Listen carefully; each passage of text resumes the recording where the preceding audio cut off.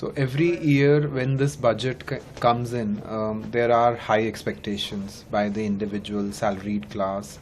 Also, a lot from the industry that at least on the personal tax side, the government should do some bit of a rationalization.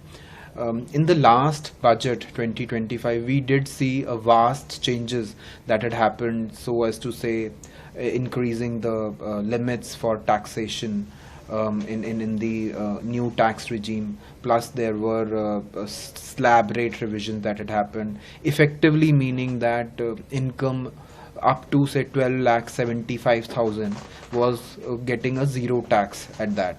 Now see, already government had done lot many changes last year, so at least in 2026 budget, I do personally feel that there will not be those kind of path breaking or a huge sort of a change, because government also doesn't have that kind of a kitty within their kind of availability. But broadly we still do feel there could be certain changes at least in the new tax regime, so as to say they may introduce some bit of deductions which are structurally kind of driven by the employer, so as to say like the provident fund contribution. Whenever we say it is prevalent in the old tax regime, like whatever provident fund contribution employer contributes, so that, should I stop? Yeah.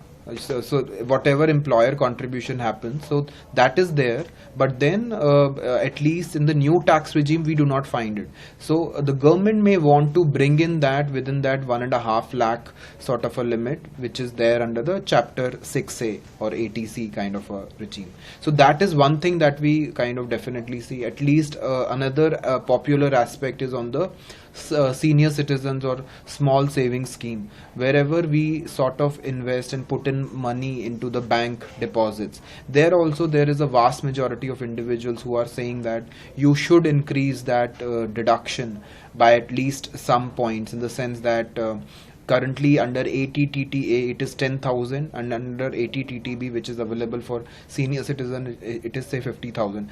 So people are kind of considering that this should be increased. So overall, in nutshell, yes, there will be some changes that are expected, but not vast majority of changes, because already that had happened under 2025 budget. So as I said, new tax regime, I do not see there will be a sort of a rate rationalization per se. Yes, on the surcharge side, there could be certain tweaks that the government may want to bring in, because of the fact that there are, like, you have to tackle the inflationary pressures.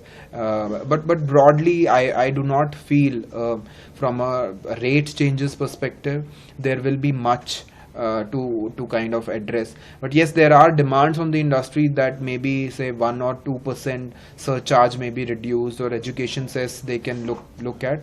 But honestly, like, whether that will see light of the day is something that one has to wait on 1st of February. So you have raised two important points in this question. So one is, of course, on the enhancement of standard deduction. Well, yes, this is one area that can see some tweaks. I'm not calling out the old tax regime, because old tax regime, any which ways, we are not seeing any change in the recent few years. But yes, in the new tax regime, the enhancement of standard deduction was, say, from 50 to 75,000 that had happened a few years back. So it may get further increased by say 25,000 or so. We might see that under the new tax regime, the standard deduction may increase by say 1 lakh.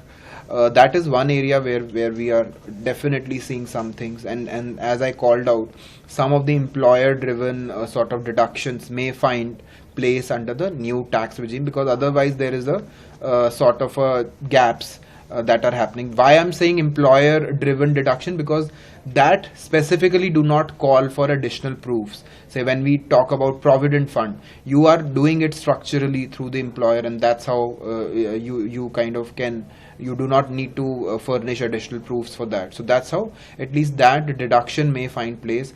NPS, any which ways, we see there is a difference. 14% deduction by the employer contribution is allowed under the new tax regime versus 10% which is there in the old tax regime. So these things, like two things as we discussed, some bit of a tinkering on a increase in the standard deduction we can see in the new tax regime, along with some of the introduction of Chapter 6A deductions in the nature of structured employer contribution that we can find in the new tax regime.